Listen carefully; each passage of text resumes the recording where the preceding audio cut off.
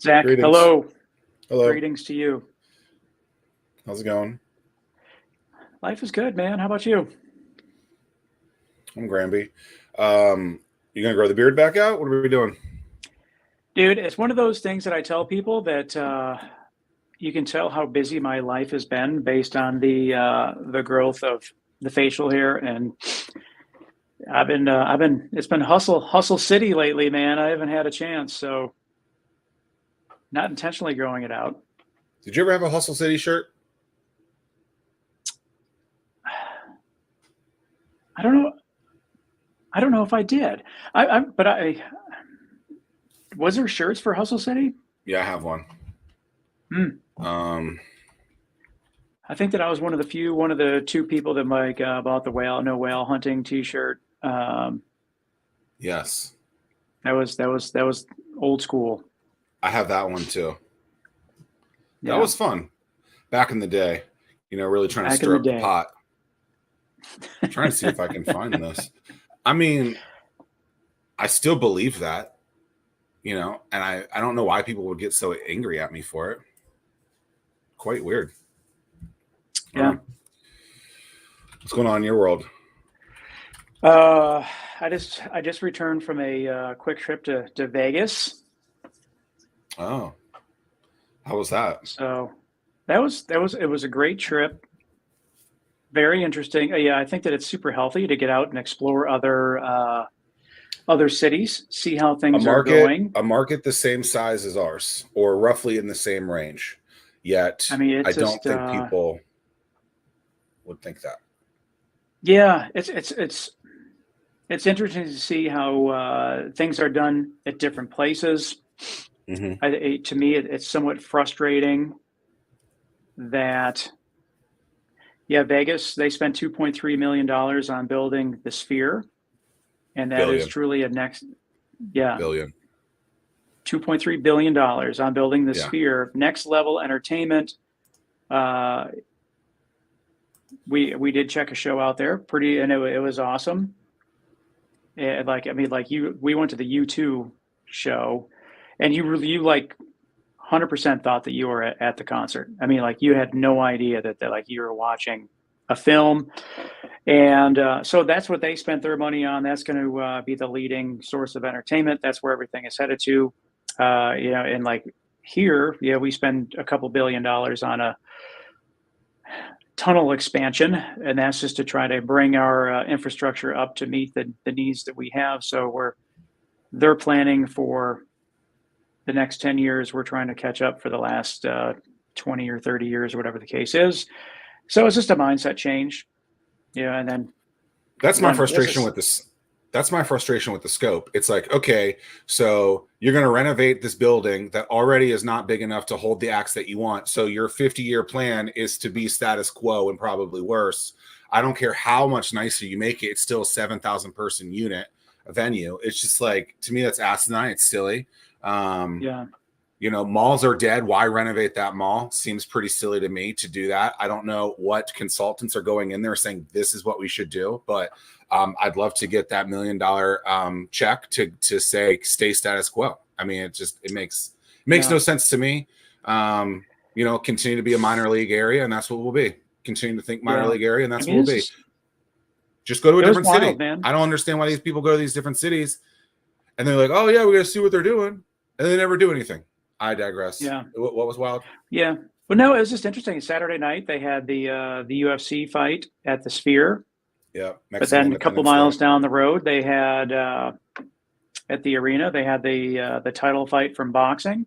So you Yeah. had two 20,000 seat fights taking place, both both sold out. Yeah, so man, Nosebleeds at the UFC was like $1,500. yeah, if you could even find Largest someone gate, willing. largest gate in UFC history, over $22 million. I'm Yeah, just I mean, saying. it's just, dude. Did you like one of the things that was really neat? Then we'll get on to our guest, but like the seats in the Sphere have haptics in them. I So don't know like what that means. so the seats would vibrate. So when you were at that fight, when people were getting hit, you could feel it in the seat. I mean, it's That's cool. pretty. That's next level stuff, man. It's pretty dope. My understanding is that U2 uses like 2% of what the capabilities are in that building too. So for you to be amazed at that, and they barely Yeah. use any of the features available, the amenities available, is pretty well. Today's Yep. guest, 4-time guest. I don't know why we keep letting him come back on the show. Four 4 times. Obnoxious. Well, you know Could have what? You someone know what more I think that it attractive. is. I think that he now knows like the secret link to book himself a. So he's just going to go ahead. We're He gonna may change have. it. Changing it. The link is changing. But you're someone who's traveled a lot to raise money to go to different places to get in front of different businesses. And what the cities do, I think, is important, because what are you going to do after your meeting? You know, you want to find something to do, right? And it's I think it's important to get out on the town, if you will. Yeah. So welcome back, Mr. Scott. It's Janae or Janney. I just want to confuse you a little more if I can. You said Janney? Scott Janney? Got it. Whatever. At this point, I take whatever I can get. But being on the show 4 times, I've come with a game plan now. So here we go. Ready for the game plan? All right. Let's do it. Hey, everyone. Welcome to Fervent 4. I'm Scott, your host, and I have Zach here as my guest. And we're going to talk about Saved by the Bell, because yesterday was a monumental moment with Zach and Slater. It was 32 years ago that the infamous fight happened between those two. Anyways, thanks for joining us on the show. I'm looking forward to fun fact about Saved by the Bell. You know they don't get royalties? No! Are you serious? Back then, they didn't do royalties. They got just paid for per check. That is why I don't watch the show. Not a single dollar. Right. Let me have a reason not to watch it. I still watch it. I still put it on. Like, I go back in time, like, oh, that's Kelly Kapowski. Yeah, how could you not? Like, yeah. Well, I look at it from parenting perspective. Now it's like, oh well, that's what my kids are going through. Not really, not anymore. Like back then it was like, oh, they treated me poorly, I'm gonna have a bad day. Now it's like, oh well, Johnny was smoking up in the bathroom and everything else. So it's like, it's completely different from what it was. But is Johnny your son, or? I don't know who Johnny is. Oh, a fictional. Okay. Yeah, fictitious Johnny. Okay, got it. I didn't know if it was Walker or. Although I will say this, so this is kind of interesting. So my son is 8, and he goes Hopefully it's not him. Yeah, it's not him. But he came home the other day and he goes to me, he goes, Dad, I don't want to go to school anymore. And I was like, I can respect that, but what's going on? And he said, Dad, someone keeps locking the bathroom stalls. And I was like, what? So now what we found out is that, so he's in 2nd grade, but there's a kindergarten class that they can't unlatch for some reason the door. So they'll go in and latch it, but they can't unlatch it. So then they just go underneath, and then all the kids can't get into the bathroom. So it wasn't like it was intentional. It was just this poor kid is not able to unlatch it. So it was like this whole debacle at the school that we had to deal with. I was like, all right, who's bullying my kid? I'm going to beat them up. And then at some point in life, you'll just not want to go to a public bathroom like that, That's I where don't know it anyone begins. like that. Hey, here we go. You know what? I used to be in construction. I feel like this is important to share. Okay, so if anybody is out and about and you need a public restroom, okay, this is quality content right here. Okay. Well, hold on. Let me put you full screen. If you need to go to the restroom, and I'm not talking about number 1 here, I'm talking about number 2. Okay, we don't talk about that very often. But here's the thing: find a CVS, a Walgreens, all them, because their public restrooms are attached to their pharmacies, and it is required of them to keep them nice and clean. That's it. That's the only advice I'm going to give you. I know my construction days, I always sought out a Walgreens or a CVS.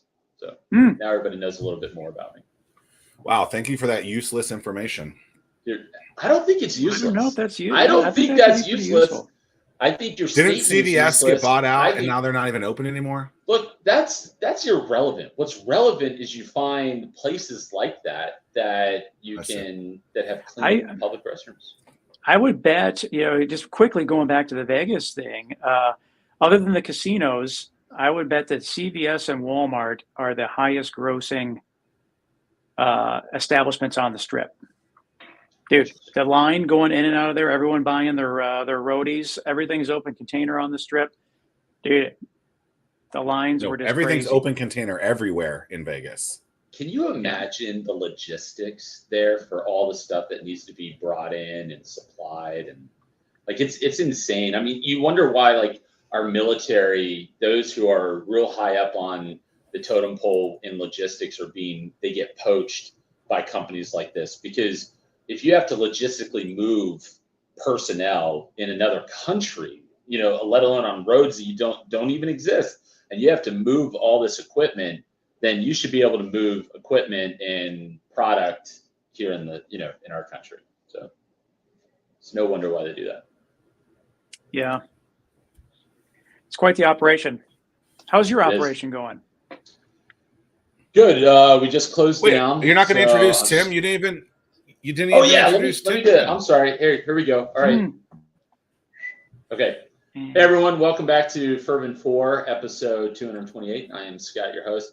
I am going to introduce Tim, Ryan. I said Tom. I said because you have two first names. I was going to say the man with two first names, Tim, Ryan, and he's been a wonderful support from a distance. He's an angel investor. Clearly doesn't invest in our company, but never know. That could change. Actually, it can't change now. We're in a professional round, and I don't think you cut checks that big. But you could have, should have, could have, would have. Your check size was too high, man. I'm just a little baby guy. What's funny? We only, like, our minimum check that we allowed was $50,000. Like, that was when I started the seed round for Magazine Jukebox, and we ended up coming off of that for a couple of people, but it was strategic. It was, very strategic in why we did that. But it was, the smallest check I think we accepted was like $25,000 or something like that, and that was only, I think, from one person.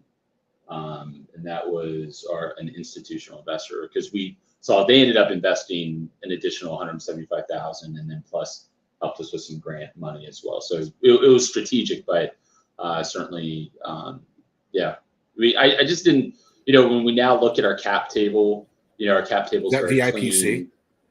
Yeah, VIPC. Yep. And so our cap table is very clean now, and I think we only allowed in a total for 2.7 million. We allowed in, I think, like 20 investors. So it just kept things, really tight. And but man, talk about a whole whirlwind of, raising seed and then going into an A round now. It's like it's just such. Each tranche is such a different beast. So, where'd you get that money?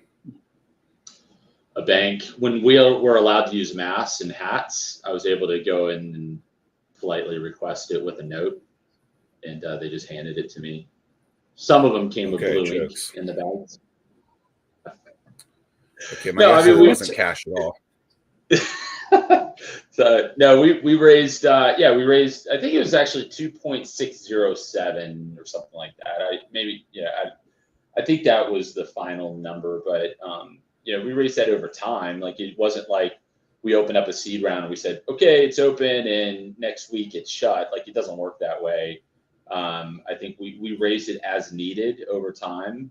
So we raised it over a period of about 2 years, and but we took them in tranches, because as a startup company, you don't really, like, anybody who says like, oh, I need this, you don't really know what you need. So, because there's so many things and so many caveats that are going to happen along the way. So it's like, why, why try to put a number on it? So, but when we did end it, it was a triggering event. So we received an investment of $1 million, which was a triggering event for the seed round investors, because we used a convertible note. And so it says in our note that a $1 million investment would trigger the conversion from debt to equity. So that's really what closed the round. What's it been like raising in the Hampton Roads area? Yeah, so pretty brutal. It's not, there's a lot of people that say that they're investors. There's a lot of people that, claim to be, investor, but, I've just kind of found that until someone puts pen to paper, you can't really count on anything. And especially those who are founders raising capital, don't ever count your chickens before they hatch. That's really important. And then the other side of it is know your worth. Don't just give away stuff, because it's easy to do. And we learned a lot of lessons. Like I learned so many lessons in the seed round from like having side notes to potential other little side deals that you could offer someone to get them to come in. Or maybe it's I'm trying to think of penny warrants, like offering penny warrants. And you don't ever try not to ever give away preferred stock like in your seed round. Just do common stock, because dilution is going to happen. And but the ultimate goal is to you want your share value to go up. So, and a lot of it's so much of it is monopoly money. When I talk to my investors, it's like, okay, well, we just got evaluated as $11.4 million company due to Carta, and that's how Carta came up with their valuation. And we put in, we filled out their forms, yada yada. And I was like, I don't think anybody's going to offer us $11.4 million right now for our company. Sure, we have revenue. Sure, we have a lot of customers now, and it's great. We're expanding, but I don't see that. And when you talk to your investors, they agree with you. They're just like, yeah, that's monopoly money. So it's been an interesting ride, to say the least. We've come a long way, and man, Magazine Jukebox is really just thriving. Some exciting news that you may have already seen it, but I was trying to hold off for this show to share it. But if you haven't, we are officially in the Centera hospital systems. So now if you go to Centera, you can find Magazine Jukebox. In fact, they're doing amazing. They're actually leading the charge on scans. They took a very proactive approach in how they deployed us. We had multiple deployment meetings with them before it went live, and it's been working beautifully. I mean, we know our product works great, but sometimes you have to translate that. So it's but they've done a great job, and I'm excited because Lauren and I are going to take a tour, and so we're going to travel for a couple of days and go visit all the your wife? hospitals. Yeah, Lauren is my wife. She is more importantly, she is the CPO of the company, and she's been handling a ton of the back end. So yeah. How many Centera hospitals with Magazine Jukebox. More importantly to me, she's my wife, but more importantly to the company, she's our CPO. Yeah. How many Centeras are there? Well, if you include ambulatory locations, it's over 700. But if it's just hospital systems, it's 14 major hospitals. And that tends to be what happens with us, with most hospitals, is that they will start us off in 2, 3, or 4 locations, maybe even 5. And they want to see how it goes. And the good news is on that with Magazine Jukebox, 92% retention on everyone who signed up, hospitals who signed up for 1 year. And they not only are re-upping at a 92% rate, they're also, when they do re-up, they're going into a 3-year commitment. And so our lifetime value, even though we've been live for 2 years, our lifetime value right now is 4 years, which is pretty incredible. Are hospitals, is that like the number one industry, if you will, in terms of where people sit and wait? No. I mean, and it's wild because like the most traction we get is actually in coffee shops, but they're like the most difficult. They're a one-off, and so it's from a monetary perspective or a revenue perspective. I'm going to spend a lot of resources going after one coffee shop, and I'm going to have multiple conversations with them. And it's just going to take a really long time. We're really inexpensive. I think we're like 30 or we're like 40 or $50 a month now for unlimited use inside the location. And so we're, as I like to say, stupid inexpensive, because we also offer an ROI now. So a lot has changed since the last time we talked. Like the ROI that we offer is that we have one-click Google review on our platform. So when someone goes on and scans and enjoys the magazine, if they're liking the location, they can click one button and leave a review for that coffee shop, laundromat, car dealership, wherever. But then we also give them, there's ad space that they get, so they get in front of the customer. They can set up surveys. We've even created a splash page to where When you scan it, it'll come up and it'll say, hey, welcome to one of our partners is Gather Coffee. It's like, hey, welcome to Gather Coffee. Fill out your email here, and we will give you your next cup of coffee for free by signing up for our newsletter. And they can say no thanks right there, and then boom, it goes right into geofencing them, so that way we know that they're in the location and they get access to games, magazines, trivia. Because that's another thing too. I don't think we had games or trivia on our platform the last time we talked. So we've enhanced with games and trivia. Hyper-local sports is coming down the pike. So we hope to have that in the next year on our platform. Potentially some local news sources. There's a lot of local news sources out there that you can tap into with like an API and put it on our platform. So we've come from, it used to be digital magazines to we are now an entertainment hub. So we're all about elevating the customer experience through entertainment, and we also provide that ROI now for our customers, which is absolutely critical. Because I don't know if you guys know this. This is kind of a crazy statistic, and anybody can Google it. But the average cost for someone to get one Google review is that company is going to spend about $50 for one Google review. So imagine with our platform now, they got 2 Google reviews and we're charging $50 a month. That not only pays for itself, but now they're making money on that deal. So so it's been a interesting ride. Quite a few. I don't like to use the word pivot because I don't think that's a fair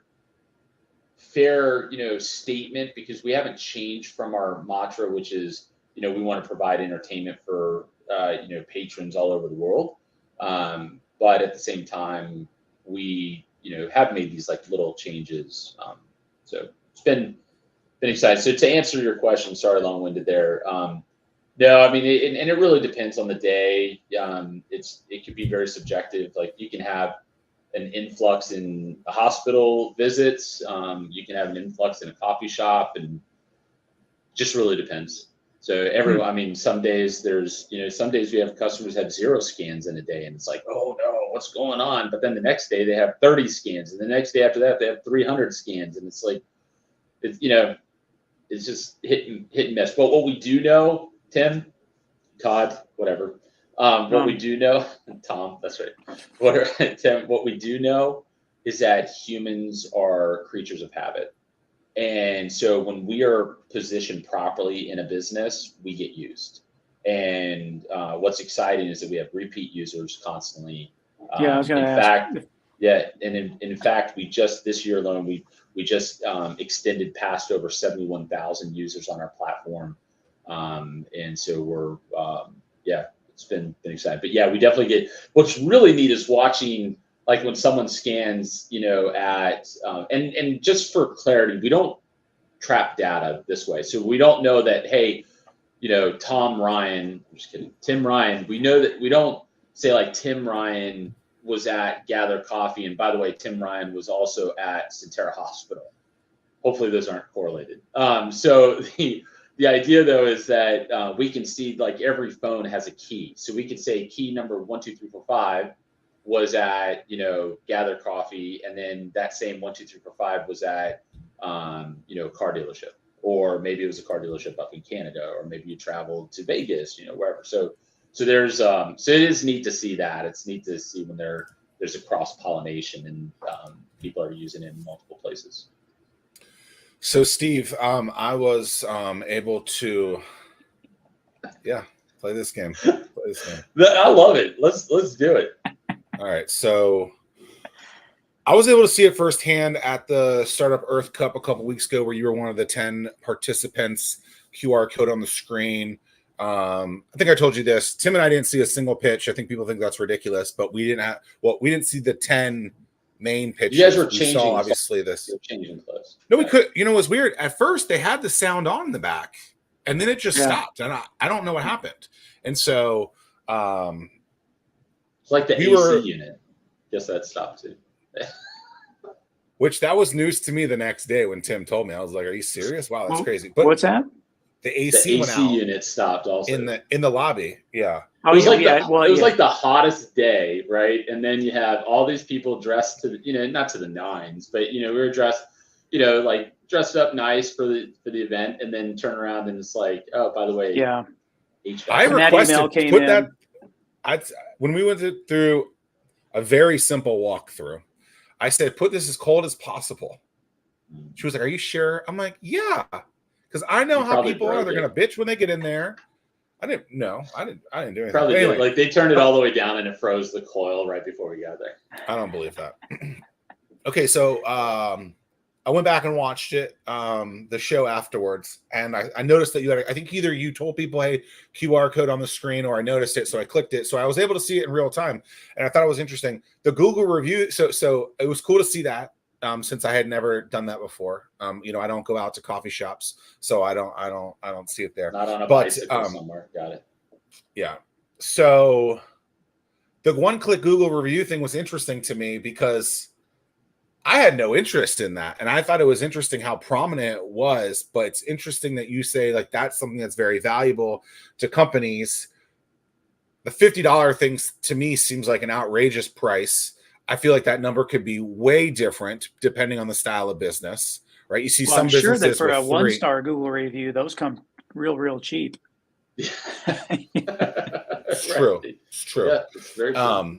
But why is that the thing that you came to figure out? Like, someone has to have a Google My Business page then as well. Do you help them with that aspect of it? Like, how did this come to fruition that this is a thing that companies are going to use as a lucrative asset to the feature pool that you guys have done?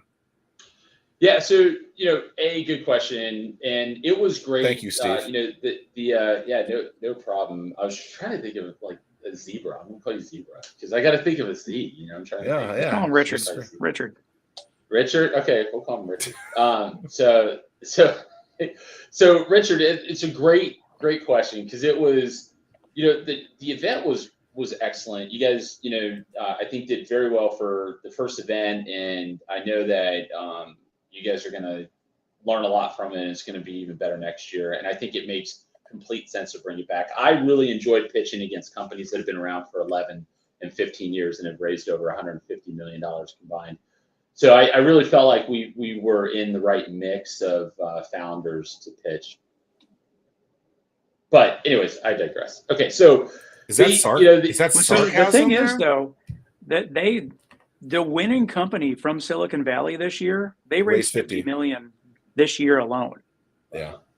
So it was their rules. They fell under the thing. Oh no, guys, I don't care. Like I loved being up there, and in fact, this is where it gets exciting. It should be exciting for you guys. I made more connections off of that as we're going into this A round. That our A round is looking really good, like very stacked, and so and it came from that show. So I have zero complaints, and I was very thankful to do it, and I think we got to share MJB, really with the world too. Like it was great. And that was the whole plan, Scott. I mean, it was just like, I remember it was at Zach's event. I asked you if you were going to pitch, and you're like, no, man, I'm beyond that. I was like, no, dude, I don't think you understand. You're not beyond. This is not a traditional pitch competition. And then all of a sudden, then you're in the lion's den, man. You're like, oh, now I'm against the word these subjective guys. The word startup is so subjective. And I think that's where the issue is, right? So many people think it's a napkin. And we talked about this beforehand. I forgot to say it. Tim forgot to say it. We were supposed to say, hey, these companies aren't like, I'm at a bar, I'm having a drink. Like, this is my idea. Because I think that's what this region specifically thinks of as a startup. Right. I knew, like, going into this is the one opportunity that we had to put Virginia's finest on one stage and show the world that, hey, this is why you need to pay attention to Virginia. This is why you need to pay attention to Hampton Roads. This is just a sampling of what we have to offer. And I think that we accomplished that goal, especially if you met the people that you needed to meet. Did you? I can't remember if I even said this last time, but did you know that Gary was wearing that damn IV the entire time? Yeah. Just sitting there. And then he rolls up on stage. I didn't know. Did you notice that? I really just thought it was a thing. Like it was. Yeah, I thought he just had a like thing there. Maybe he was just someone who needed that. Like I was like, but you should see the text message. I won't share the word that I said, but after they pitched, I just wrote a one words. It was superlative, so it was like to my wife, and it was just like, if I was going to lose to anyone, so to speak, and I don't think anybody. Yeah, I don't think anybody lost, right? Like I think everybody won in some respect. But if I was going to lose, I called it before before the event, and I even said it after they pitched. I mean, how can you compete when their tagline is "One day, all of you will need us"? Like how do you compete against that tagline? But real quick, Richard, I wanted to get back to your comment or your question though on the Google review part of it. That on the Google reviews is critically important for small businesses all across the country. It is one of their most important, actually, and I would say in the world, because we're in 3 different continents, we're in multiple countries, and that is equally important in other countries too. So Google reviews they help put people on the map. And here's the thing about a Google review that I find fascinating. If you look up a company, and if that Google review is over a year old, let's say it's a restaurant, and then you look at a competing company that has an updated review, and you could see the difference in first of all, the date, but then you could also see the ambiance of it. And a lot of people take pictures, or they talk about them enjoying themselves, or the food was great. That actually they can prove that actually drives traffic to their business. And so where the one-click Google review came from, and here's the funny story, is that Magazine Jukebox decided to open up Google reviews for ourselves. And that's pretty intimidating or daunting in some ways, because you're basically saying, hey, to the world, like, I want you to share your true, honest opinion about what you think of our company. What do you think of Magazine Jukebox? And that could be good or bad, right? And so businesses do the same thing. So why it's $50 per review is you think about how much money, like, when was the last time you did a Google review? It may have been 2 years ago, may have been never, may have been 5 years. So to get someone who's in your shop to leave and you're going for positive reviews, but to leave a positive review is actually really difficult.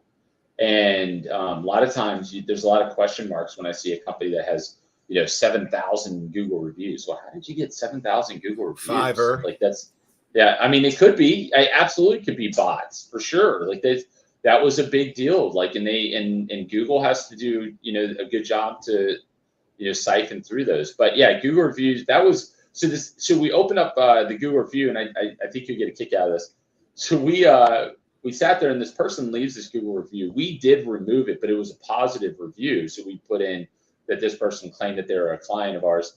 And I remember, and I'm going to leave the industry out, but this person's like, oh, I love Magazine Jukebox. And they gave us a 5-star review. Like, why would we remove it? But it wasn't honest. It wasn't ethical for us to keep it on there.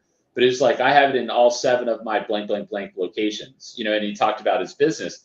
And I remember leaning back in my chair, and I just like this, and I looked over at my team because it just came across, and I'm looking at my team, and I said, and I'm going to use coffee shops as an example. I said, are we in coffee shops? And they all looked at me and they said, no, we don't know who this is, and it was like, but it was a good review. And it was like, wait a second. And honestly, that opened up a whole different market for us that we so never they weren't thought in about. they didn't use you. They didn't have they're not a customer of ours. We were not in that line of business. That was not a vertical that we focused on or paid attention to. But they brought to our attention. So I always say, I wonder if that was like I'm a faith-based man. So it's like, was that God's way of like putting on there, like, hey, check out this vertical, like, this is a good one for you. Because that vertical has really blown up for us. And so it's like, it's been it's so wild. But Google review, it helped us. And then I just looked at it recently. I think we have like a 4.6 Google review or something like that. And I was like, why do we have 4.6? Like, who gave us a derogatory review? And it probably was Richard. And so they, remember Tommy Boy? Oh, Richard, what's gotten into you? But yeah, it's someone left us like a 3-star, and I'm like, and again, we don't know who they are. Like, I have no idea. But it is, you are vulnerable to it, and so you got to be smart about it. But like our thought is, okay, look, you're offering them something free. You're offering them an entertainment that puts them in a happier setting, a better place, and what a great way to then tap into a better feel than to leave a Google review and make it as easy as possible. They don't have to go and find you on the internet. You click here, boom, it comes right up to leave a review for that place. It was one of the most brilliant things that we came up with, and businesses love it, absolutely love it. Well, Shane, we have to, Tim and I, as hosts of this show, we have to stop being so aloof. Not my words, someone else's. So we just gotta control this conversation a little bit more. So, Tim, why don't you ask Sean a question?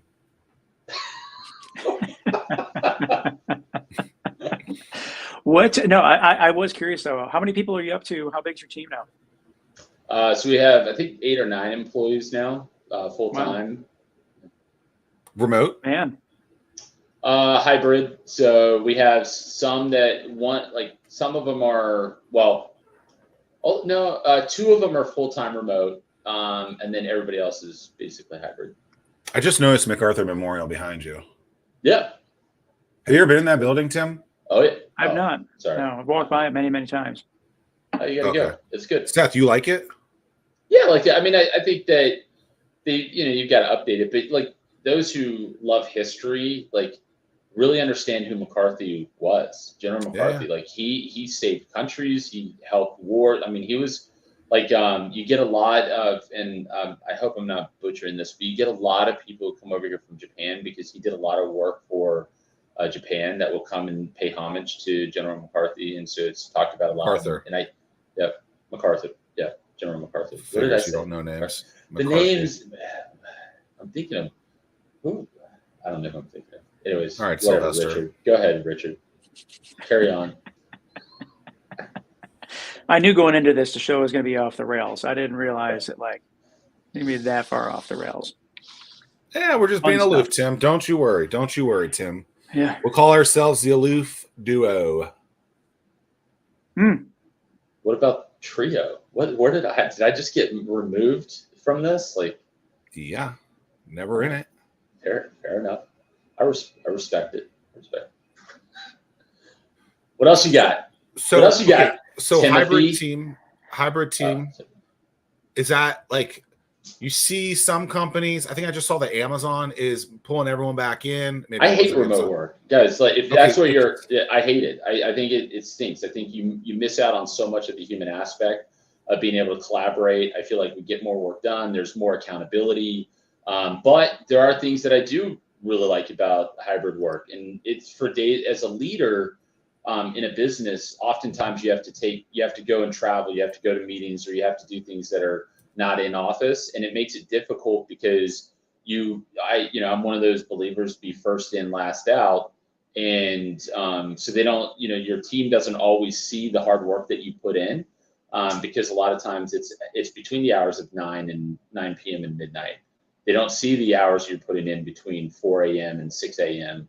Before anybody's awake, or whatever. So, but remote work, I think, there's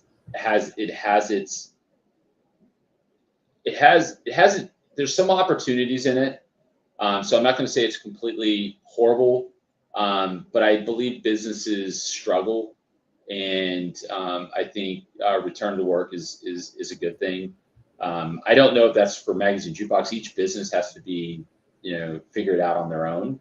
I don't ever tell a business how to run their business, but for us, hybrid's okay. It works for now, but I think that they're over. I think there's also departments that can work better in hybrid than other departments, right? Like a sales team, I think you want to create a bullpen, and you want to create energy. You want to create an environment in which people are competing. So I like the bullpen for sales. But when it comes to marketing, they're typically, they don't want to be bothered by that. Different personality sets, different personas, and so you just want to, so you got to speak to that. And also it's super important to make your ambitions or your requirements very clear from the beginning. And so when you're hiring someone, you say, hey, this is a hybrid position. You get 1 day remote, and or this is a full remote position. I also disagree with this whole movement of like posting people's pay. Like it's nobody's business what someone makes. Now I understand from a pay gap, situation, and I agree that it should not matter at all about what your sex, religion, ethnicity, all that stuff. I don't think any of that should have any determination on whether you get a job or whether you what your pay is. I think what matters is, are you the right fit for the job, and is your merit warrant of what is being offered? And I use this as an example. I don't ever get into an airplane. Like, Tim, when you got onto an airplane, did you look in the cockpit and say, oh, good, they're practicing, let's say, and I know I'm going to hear tons of crap for this, so fair warning. But like, oh, I see that they're practicing DEI here in the airplane. That's great. Or do you look at the pilots and say, do you have the merit to get me to where I'm going safely? It's safe to say if there's a little salt and pepper in the beard, or in the hair, that they've got an hour or two behind that in the cockpit.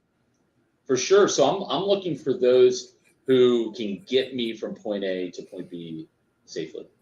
And how often do you actually get to see your pilot though? All the time. I see them all the time. I always take a peek in when you're going. When you're boarding the plane, I'll peek in, see who's. But do they even fly these things anymore? I thought they were just autopilot, basically. Do you remember the movie Meet the Fockers? Remember that, where it was like, it's not like I said bomb on a plane, bomb bombardier. Woo! It's like I think about like go knock on their door, and it's like I'm just trying to meet the pilots, okay? It's not like I said bomb on a plane. Anyways, I shouldn't say that. I'm getting ready to fly in a couple of weeks, so I get to go. I'm heading to California, so sometimes going home because you're a California native, correct? I am. Yep.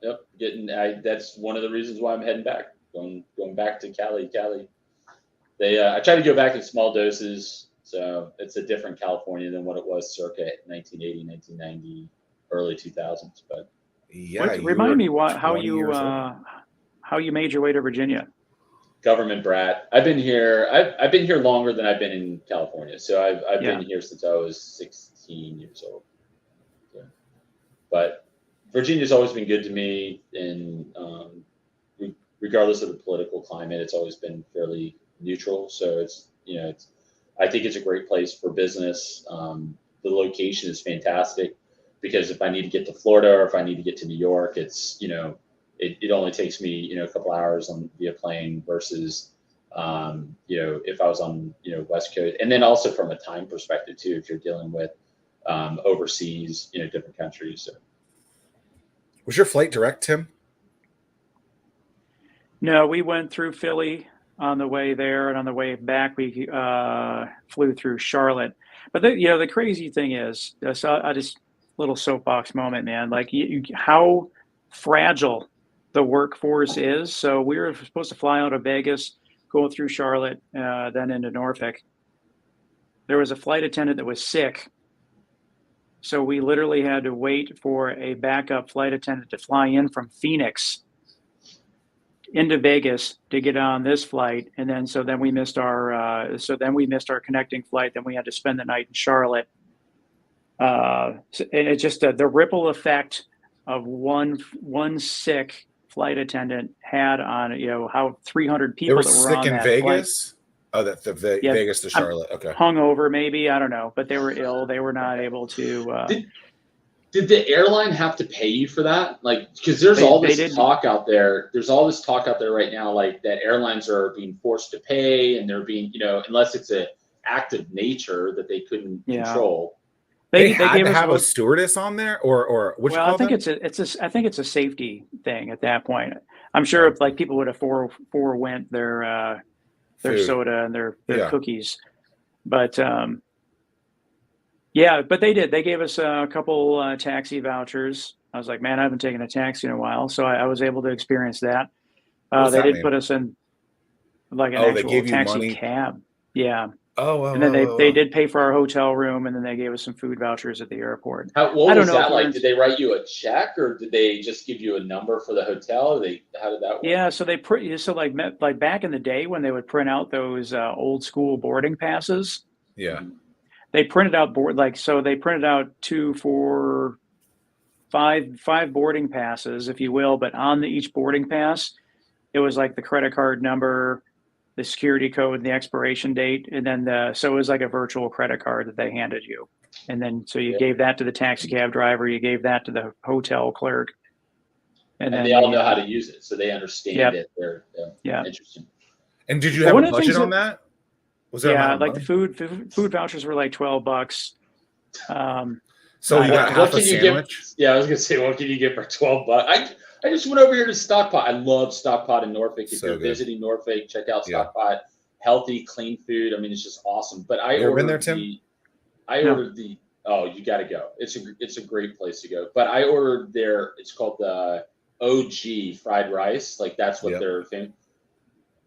$19 for just the meal, and it had nothing to do with a drink or anybody else. It was just one, and I was like, this is crazy. We're talking about an egg, an avocado, some rice, a little bit of chicken, and it was $20. And I was like, get out of here. It's crazy. Yeah. I So do yeah, think so food 12 prices bucks are for outrageous. Yeah. I did think about you while I was on that trip, Scott, because spent some time in the Centurion Lounge, and they do have you are able to view magazines in there, but it's Not not us. magazine Not jukebox. us. Yeah. But that would be a great win for you if you're able to strike a deal with Amex and get Did into you, Centurion Lounge. I mean, that's a lot of decision makers that are in there. did you That I don't know did if you they're. scan it? Did you scan it? It was just a link. There was no scan. It was Yeah. just a link to access. But yeah, that would be a So good win for let me you. walk you. And I agree with that. We want to get in hospitals. In fact, I have a meeting next week with Norfolk International Airport. But I want to point out here's the separating or secret sauce of Magazine Jukebox, right? That link you would have gone to most likely was to a company called Press Reader. We know them very, very well. And Press Reader, the unfortunate part is that you would have to, their model is really B2C. They're using B2B as an anchor to get to the consumer. We never looked at Magazine Jukebox as a B2C company. We're B2B2C, but we are really B2B. We're here to help elevate the customer experience, and we're here to help businesses with maybe getting a message across. But these like Press Reader and some of our competition, if you would have clicked that link or if you would have scanned the code inside right now how it works, it would have actually taken you to a place where you had to fill out your information, and you would have had to download an app. And if you would have kept it there for 7 days, then it would charge you like $29 or something like that. So it's a failed system of what was. We are definitely very separated from that. And stay tuned. If those who are watching the show, make sure you follow us on all the social channels. But soon we're going to have a video that really shows a side-by-side and how long it takes to get into a magazine with competition, and then how long it takes to get in with Magazine Jukebox. And when you look at the two, it's crazy. It's like one takes you 3 minutes to get in. Ours takes you about 15 seconds to get in. And then on top of that, this is going to require a bunch of your personal data. We require none of that.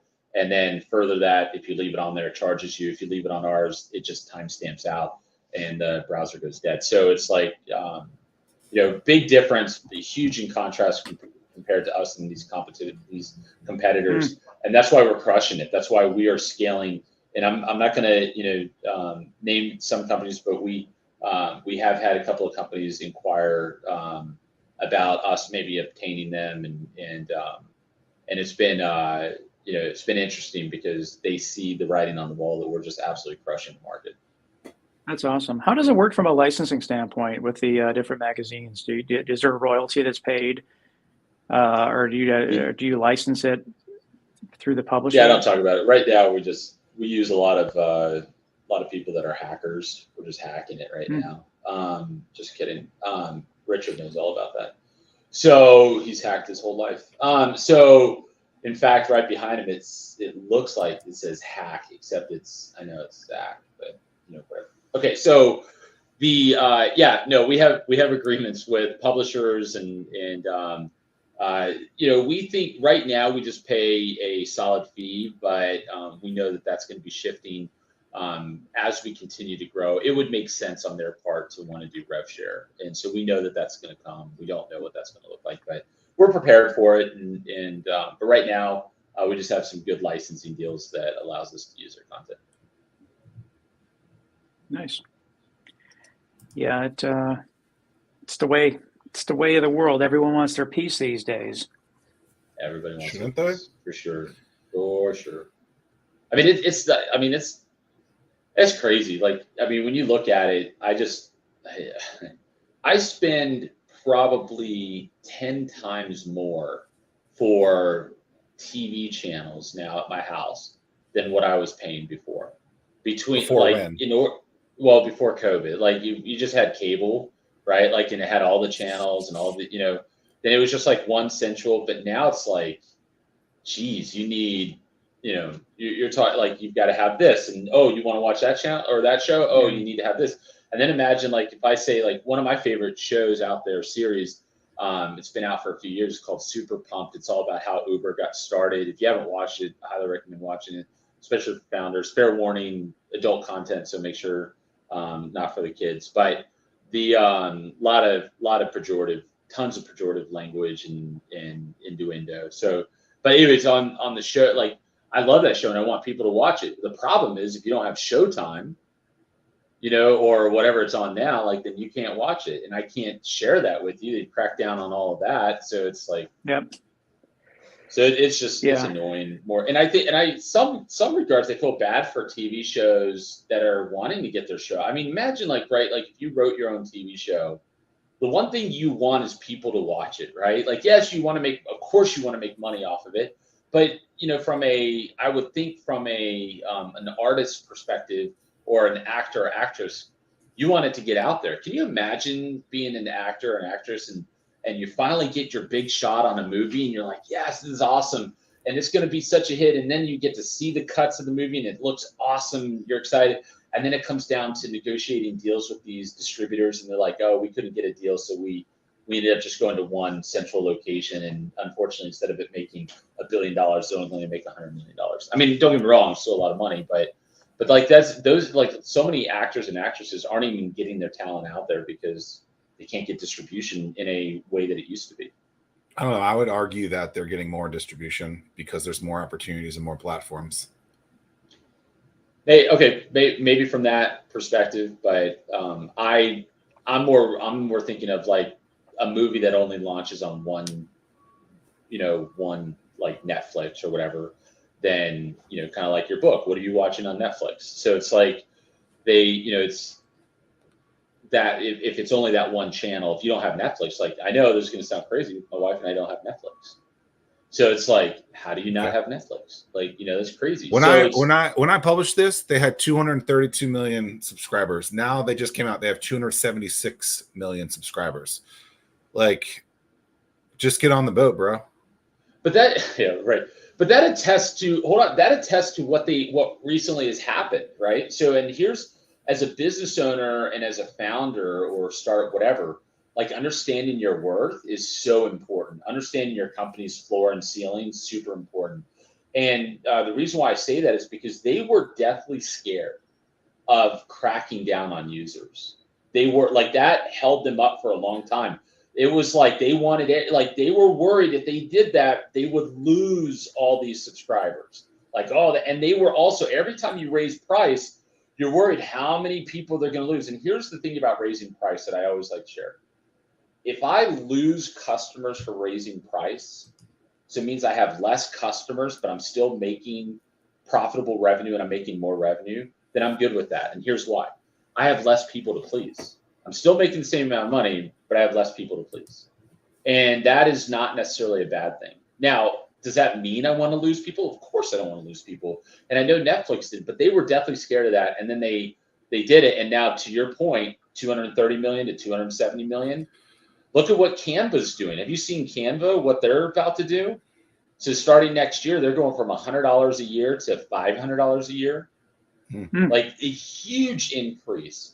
But they know they can do it. I did the math. I was like, if they have I think they have like 70 million users, but I think only 15 million are maybe paying for the service. So if you do that, that means they're like $14 billion a year in revenue. I mean, it's like good for them. Awesome. Well, Netflix was scared of doing live. Always said they would never do live. Now they've gotten to the live game. Now they're going to be doing the weekly live. They just start in January or early January of 25. WWE Monday Night Raw is going on there. No commercials. It's wrestling. What will they do? No commercials. 2 hours. So I guess when you go to a live event, when there is a commercial, what's taking place live? Nothing. No, they do. Well, sometimes the matches are still going on. Oh, okay. So it depends. There's always something on the screen, so they'll throw back to a moment. Sometimes they'll do the t-shirt toss. Sometimes they'll do which one of you two did a horrible job at that? Who was the one that is that you, Tim? You did like this horrible throw. I did. I had one bad toss. That was it. It's just one of those things. It was memorable. One bad toss, and now I'm forever known as the guy. Because what I wanted to do was pretend to throw this way, but then swing it back the other way towards where you were sitting, and it went in the aisle. I didn't get it. Zach, I think that the negative comment, we inadvertently threw the wrong size shirt to a wrong size person. Oh, I didn't hear that. I mean, how are you going to handle that? I mean, you can't complain. Well, the way you handled that, Zach, was you're like, that's not my problem. You literally said that. Oh, I don't remember. Okay. People were throwing freaking knives out the whole time. So that was insane. But that was... I didn't know that was the old governor. That's even funnier. Well, what did you think of Governor Allen's talk? We got a lot of compliments on that.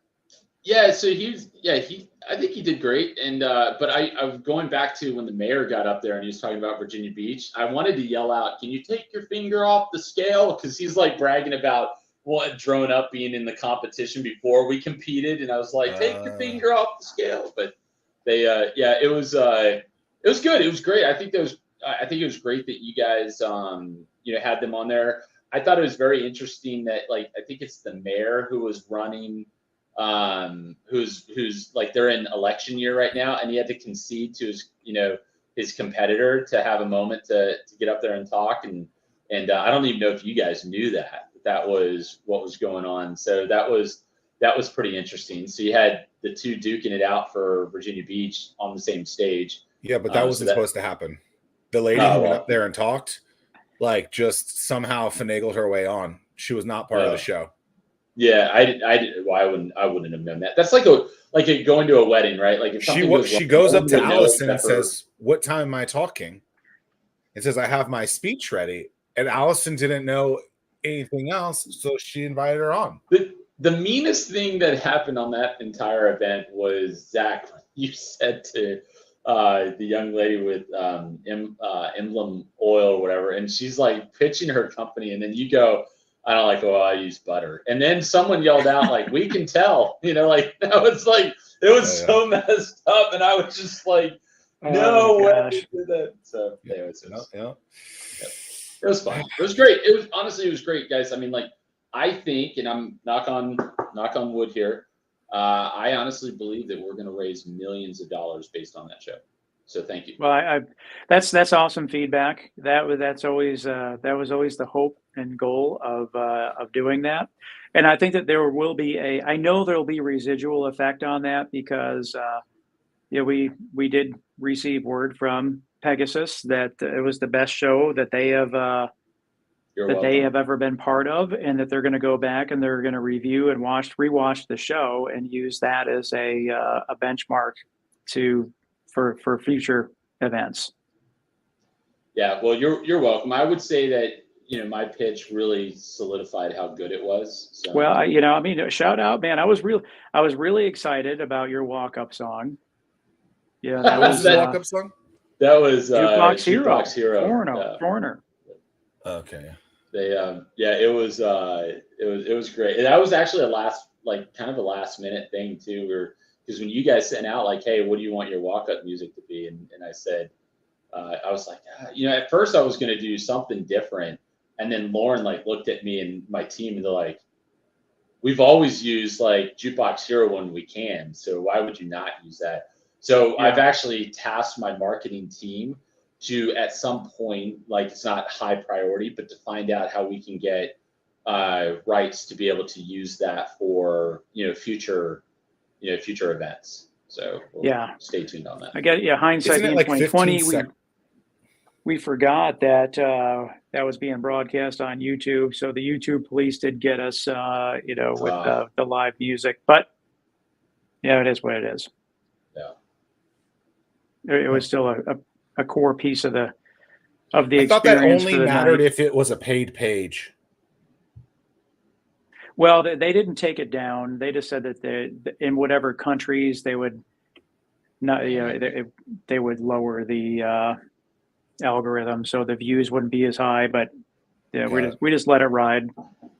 Yeah, it was great. I had a great time. You guys did a great job, and I'm excited for next year. I wonder if where we'll be at to pitch. Maybe you guys should have me. I'll come up there as the trio. I'll be up there and I'll host with you. Well, I do. I'm super glad that you did it, and I think that it was take away the customer aspect, take away the money that you've raised aspect. It was a pivotal moment for you all as a company because you were on the big stage with the big companies, so it kind of pushed you over the edge to the other side. So good on you for that. Yeah, well, hey, much is to do for both of you, especially you, Tim, on encouraging me to put my hat in the mix. So appreciate that. Yeah. MagazineJukebox.com is the website. Common spelling on both. .com. Final words, Tim. Well, 4-time guest. So 69, episode 60, episode 98, episode 160, and now episode 228. Yep. What number are you shooting for next, Scott? I think you guys should put me on 300. No. Snake. All right. Fair enough. Whatever you say, Richard. Listen here, Simon Janney. You're not going to get a special number there. Hold on. I got to say this. Okay. You guys need to know the story behind this real quick. So everybody knows my last name. Okay. So all my life was Janney. I was always called Janney growing up. Okay. And then unfortunately, this is bad part of the story. My father got diagnosed with cancer and he was dying. So 13 years ago, he wanted to go back to his hometown in Iowa and see some of his friends and family. So I took him there. And everybody called. And now keep in mind, I was 28 at the time. And everyone was calling him, the Janney brothers, or hey, Larry Janney, and I remember I looked at my dad and I was like, Dad, Janney, whole life, everyone's calling you Janney. I get it. We've been called Janney our whole, and we always corrected people. What's going on with this? And he goes, oh yeah, no big deal. Just when I went off to the Navy, I didn't like Janney, so I changed it to Janney. So technically speaking, whether you call me Janney or Janney, they're both right. So there you go. That makes me feel better because I was trying to go back and think of how many different times I said it right and how many times I said it wrong. So it turns out I've always said it right. So I'm pleased. Right. There's actually up in Virginia, there's a place called Janneytown. So when the family, Quakers, settlers, whatever, came over, one went to Pennsylvania and one went here. So Sean Janney is correct, right? Okay. I don't like Sean. What's the bad T name in the news right now? Sean Diddy Combs or whatever. So maybe we do something else. What's the T? Seth. Call me Seth. Tyler. Good old Tommy boy. Tyler. So if you didn't know this, Tyler. So my grandfather on my mom's side. So we're Mastros, but my grandmother married a gentleman, we call him Papa or Grandpa, because he was around most of our life. And he was the inventor of the electric start for cars. So my family is, so if you start your car up with the little key fob thing, then now you know the grandson who invented it. And I actually have the patents. So. Wow. That must have made you guys a crap ton of money. I've never met someone The so family, famous. the patent run out a long time ago, but Yeah. That's yeah, cool. keep up on. Does the Cybertruck have that, Tim? Auto start? No. Did you buy a Cybertruck, Tim? So it's in the driveway. Yes. Yeah, we've had it a couple months. No, you didn't. Are you serious? Yeah, he is. Yeah. 100%. Did you really? I really want to take a ride in it. That'd be great. Let me know. Whoa. I have not had a ride in that thing yet. Pick us both up. Let's go out to dinner. I'm not. You're paying. Fine. He's driving. I'm paying. Okay, so where are we gonna go? Where are we gonna go? Like what? Like you're not. It's not Tim and stop I's. by. Too expensive. Okay, so Tim, so you're bringing in one of your investors, your favorite people, like Tim and I. We're going to dinner somewhere in town. Where are we going? What's your favorite spot? Doesn't matter what city. Just what's the spot? What is it? Luce's. I like. Yeah, that's good. Well. Luce Norfolk or Luce Chesapeake? Chesapeake. Tim, Yeah, telling you, it's good. It's good stuff. Yeah. If you think Stockpot's expensive, though, like this true. place is bangarang. Like it is dynamite. Like it is. Agreed. Completely agreed. Well, yeah. we roll up there in the CT and the CT. What the hell is that? Cybertruck. I was trying to figure it out too. I was like, what is CT? I think they're only a dinner place, but let's do it. Come on. I think it would be great. Let's go. All right. Let's go. We're signing off. Good to see you. MagazineJukebox.com. See you around episode 300. But yeah, I don't know. I really don't want you back on. But cool. Peace. Have a great day. I'm a horrible guest, so I get it. I guess. Goodbye, Stephen.